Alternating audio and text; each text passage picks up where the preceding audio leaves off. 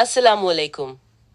आज हम एक बड़े दिलचस्प ज़ाती तजुर्बे पर बात कर रहे हैं। वालेकुम अस्सलाम जी। ये मेजर रिटायर्ड तारिक महमूद साहब का तजुर्बा है जो कनाडा में पेश आया। हाँ, और ये उनकी एक तहरीर से लिया गया है। मौजू है शुक्रगुजारी, मुख्तलिफ सकाफतों का टकराव और उस मुल्क का एहतराम जहाँ आपको पनाह मिले। बिल्कुल, तहरीर का उन्वान भी यही है, don't bite the hand that feeds you. वो 2011 में पाकिस्तान आर्मी से रिटायर होकर कनाडा गए थे अच्छा। और जल्द ही उन्हें कैपिटल वन बैंक में जॉब मिल गई। तो ये सारा वाकया वहीं का है। और बैंक का वो माहौल आपने जिक्र किया, वो तो जैसे एक छोटी सी दुनिया होगी। जी हाँ, बिल्कुल। मुख्तलिफ मुल्कों से आए हुए लोग, तारकीन वतन, सब एक साथ काम कर रहे थे। तो जाहिर है वहाँ लोग अपने तजुर्बात, अपने ख्यालात, वो सब शेयर करते होंगे। यकीनन। तो आज हम इसी किस्से की रोशनी में ये देखने की कोशिश करेंगे कि नए मुल्क में आने वालों के रवैये कैसे होते हैं, क्या चैलेंजेस आते हैं उन्हें घुलने मिलने में, और ये मेजबान मुल्क के लिए शुक्रगुजारी वाली बात कितनी अहम है। ठीक। तो मेजर साहब बताते हैं कि उनका एक कॉलीग था, हमजबान, जी। मगर वो साहब मुस्तकिल कनाडा पर, कैनेडियन माशरे पर तनकीद करते रहते थे। अच्छा, किस किस्म की तनकीद? उन्हें वहाँ की आज़ादी पसंद नहीं थी, खवातीन के हुकूक, नौजवानों का कल्चर, क्लब्स पब्स का होना। वो इन सब चीज़ों को कहते थे ये मुआशरती जवाल है। लेकिन दिलचस्प बात यह है कि वो खुद वहाँ पीआर होल्डर थे। जी हाँ, पीआर होल्डर थे और कैनेडियन शहरियत मिलने का इंतजार भी कर रहे थे। ये तो बड़ी अजीब सी बात है। मतलब आप रह भी वहीं रहे हैं, मुस्तकिल रिहाइश भी है, शहरियत भी चाहिए, और उसी जगह को बुरा भला भी कह रहे हैं। बिल्कुल। ये एक तजाद है जो अक्सर देखने में आता है। शायद वो पुरानी और नई दुनिया के बीच फंसे हुए महसूस करते होंगे। हो सकता है। तो मेजर साहब ने पहले पहल तो मतलब नरमी से समझाने की कोशिश की। जी, कि भाई हर सकाफत अलग होती है, उसको उसी के हिसाब से देखना चाहिए। बिल्कुल, मगर वो साहब बाज नहीं आए। अच्छा। फिर एक सुबह बात हो रही थी बच्चों की परवरिश और आजादी पर। जी। तो साथी ने फिर वही अपनी तनकीद की गर्दान शुरू कर दी। तो इस बार मेजर साहब ने क्या किया? इस बार मेजर साहब ने सोचा कि बस बहुत हो गया।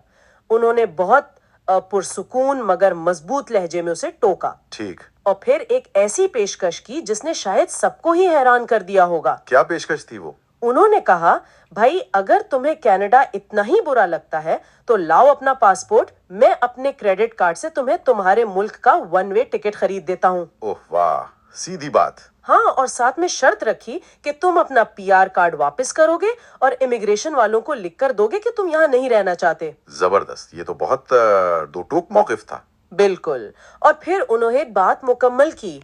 कहा, तुम यहाँ कमा रहे हो, पैसा घर भेज रहे हो, यहाँ अपनी जिंदगी बना रहे हो, और फिर भी हर रोज उसी मुल्क की तौहीन करते हो। ये गलत है। जी।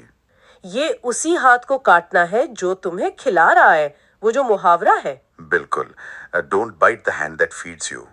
तो उस साथी का क्या रद्द अमल था? बस वो एकदम चुप हो गया, कुछ बोल ही नहीं सका।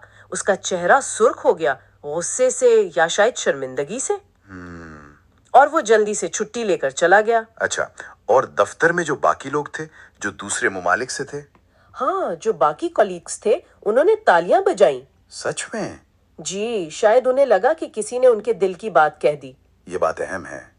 मतलब ये सिर्फ उन दो अफराद का मामला नहीं था, बाकी लोग भी शायद यही महसूस करते थे। बिल्कुल। और मेजर साहब ने बाद में भी ऐसे लोगों का जिक्र किया है जो कनाडा को बहुत नर्म या किसी और तरह से बुरा तो कहते थे, मगर रहते वहीं थे, बेहतर मौके और जिंदगी के लिए। जी। लेकिन उसके साथ साथ उन्होंने शुक्रगुजार तारकीन वतन की मिसालें भी दी। हाँ, ये भी अहम है। कौन लोग थे वो? उन्होंने जिक्र किया एक श्रीलंकन खातून का जिन्हें कनाडा में पनाह और हिफाजत मिली थी। अच्छा।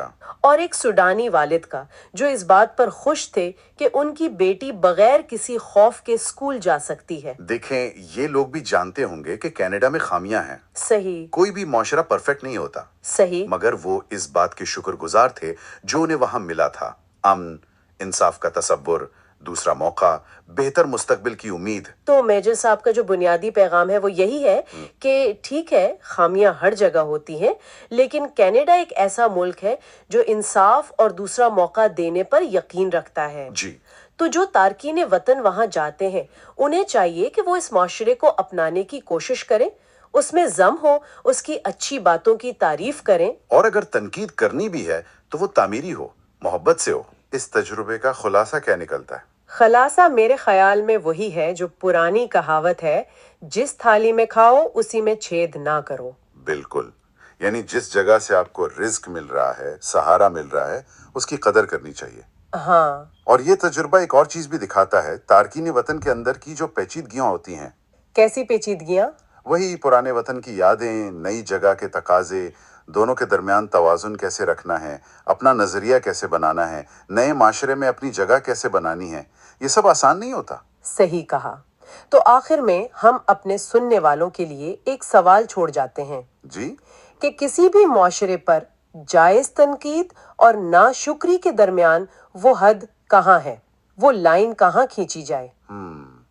खास तौर पर जब कोई शख्स उस माशरे के तमाम फवायद हासिल करते हुए वहीं रहने का इंतखाब भी करता है। बिल्कुल। तो तामीरी राय कहाँ खत्म होती है और इसी हाथ को काटना कहाँ से शुरू होता है, इस पर जरूर सोचिएगा।